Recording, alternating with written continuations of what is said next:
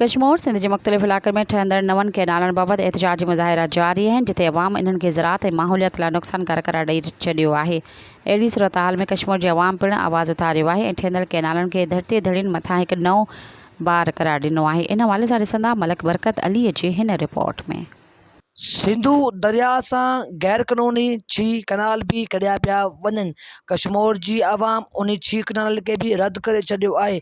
कश्मीर जी आवाम अवामी न्यूज़ सां ॻाल्हि ॿोल कंदे उन्हनि जो चवणु हो त इस्लामाबाद जेका वेठल आहिनि, असीं इन्हनि खे इहो ॿुधाइण था चाहियूं थी छी कैनाल असांजी ज़िंदगी ऐं मौत जो मसइलो आहे। इहे माण्हू जेका चवनि था मज़ाक सम्झनि था, इहो हिकु हक़ीक़त में अगरि इहो जीअं अॼु जेको बलूचिस्तान जेको आहे पाणी जे लाइ तरसे थो, जेको आहे ॾिसो त नहरनि में उते पाणी जो चुको ई नथो पुॼे, उते कुता बि उते खाइनि था, जानवर बि उते खाइनि था, इंसान बि उते खाइनि था। अगरि ही छी कैनाल ठाहिया विया त ख़ुदा जो कसम आहे सिंध जेको सिंधी क़ौम आहे, पूरी सिंध जेको आहे 7 करोड़ जेको सिंधी आहे पाणी जे फुड़े लाइ तरसदा। इन जे करे असां चऊं था त जेतिरो थी सघे सिंधी क़ौम खे मां इहो अपील कयां थो, उथो हक़नि लाइ उथो। जीअं बलोचिस्तान जा बलोच पंहिंजे हक़नि जे लाइ उथिया बीठा आहिनि, KPK में पख्तून जेका आहिनि गैरतमंद जेका आहिनि उहे पंहिंजे हक़नि लाइ बीठा आहिनि। असां सिंधी क़ौम खे वरी बि अपील कयूं था, तव्हांजा जेतिरा बि पाण में इख़्तिलाफ़ आहिनि, इख़्तिलाफ़नि जो वक़्तु न आहे। इख़्तिलाफ़ मूं भुलाए करे निकिरी अचो, पंहिंजे घरनि मां निकिरो, पंहिंजे ॿारनि खे कढो, पंहिंजे नियाणियुनि खे कढी करे इख़्तिजाज तो रिकॉर्ड करायो। इस्लामाबाद तरफ़ असां इंशाअल्लाह ऐलान कंदासीं, जल्द इस्लामाबाद असेंबली जे अॻूं धरणो हणी वेही रहंदासीं ऐं दुनिया खे तारीख़ खे ॿुधाईंदासीं त असल जेको सिंधी क़ौम सुतल ज़रूरु आहे, सुतल शेर खे न जाॻायो। जॾहिं सिंधी क़ौम शेर वांगुरु जाॻियो त ही संभलनि जा जेका तख़्ता आहिनि, ही संभलनि जा तख़्ता तबाह थी वेंदो। सिंध जेको आहे सिंधु दरिया सां ॿधल आहे, पाणी सां ॿधल आहे। हिते जेको ज़मीन आहिनि उहो पाणी जे करे आबाद आहिनि। बाक़ी जेकॾहिं सिंध जो पाणी जेको आहे छी कैनाल निकिता आहिनि, बिल्कुलु जेको आहे झर जेको आहे उहो ई पाणी ॾियणु छॾे वेंदो। ख़ुदा रा सिंध ते रहम कयो। जेके इहे पीपल्स पार्टी ऐं नून लीग वारा जेके गठजोड़ कयूं बीठा आहिनि, इहो ज़ुल्म बंदि करनि। मां सभु सिंधियुनि खे चवां थो, सभु सिंधी कराची को वठी कश्मीर ताईं सभु जाॻो, सभु ॿाहिरि निकिरो। भले ईअं तव्हां सम्झो था भई मां पीपल्स पार्टी जो आहियां या हो पीपल्स पार्टी जो आहे, भई हे पार्टी जी ॻाल्हि न आहे। हे हिकु सिंध जो दरिया जो पाणी जो ॻाल्हि आहे। सभु गॾु थियो, हिकु ई नारो कयो, सिंध बचायो। ऐं सिंध जी पाणी जेको आहे सिंध जे लाइ जेको पाणी जो ज़ुल्म थिए थो, उन सां जेको आहे त ज़ुल्म बंदि कयो वञे ऐं रतो छाण थींदो।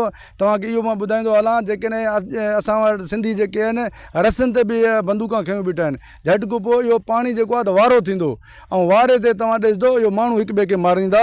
ख़ुदा रा मां अपील कयां थो आसिफ़ ज़रदारी तूं सिंध जो बचो आहीं, जेके सिंध जो पुटु आहीं, बिल्कुलु इहे कैनाल छी कैनाल जेको आहे इहो मुस्तरद कंदे ऐं इहो जेको आहे त पंहिंजो फ़ैसिलो वापसि कंदे।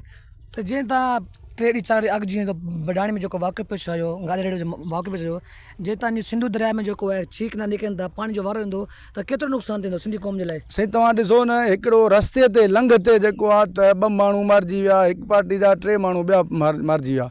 झटि खां पोइ इहो जेको आहे त दरिया आहे ऐं जेके कैनाला निकिरनि था, अॼो शाख आहे उन ते बि वारो थींदो आहे। अॼु शाख में मुख़्तलिफ़ क़ौम आहिनि।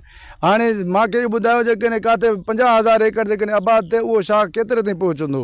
इन जे करे जेको आहे उते वारा थींदा, इहे माण्हू जेका हिक ॿिए खे मारींदा। मुरादाबाद जेको उहो बि हिकु शाख आहे ऐं गुड्डू जेको बेरादा फीडर आहे उहो बि हिकु माना टाइमिंग ते थी वेंदो। हिते नंबर थींदा, हिते माण्हू मरदा बाक़ाइदा, इहे रतो छाण थींदो। ख़ुदारा इहे जेके आहे छिकनि हलां, इहे फ़ैसिलो वापसि कयो ऐं असां अपील कयूं था इहो फ़ैसिलो वापसि कयूं। सिंध सभिनि खे गुज़ारिश कयूं था, सभु ॿाहिरि निकिरनि, रोडां बंदि करनि, शहर बंदि करनि ऐं पाणी बचाइनि। जेकॾहिं पाणी न थियो त ज़िंदगी तबाह थींदो, नुक़सानु ॾींदो। असां चवंदा भई जेके छी कैनाल निकिरनि था, इहे न निकिरनि, जेका असां वटि फसल बिल्कुलु न थींदो। पाणी पहिला ॾींदा, असांखे छा पाणी मिलंदो?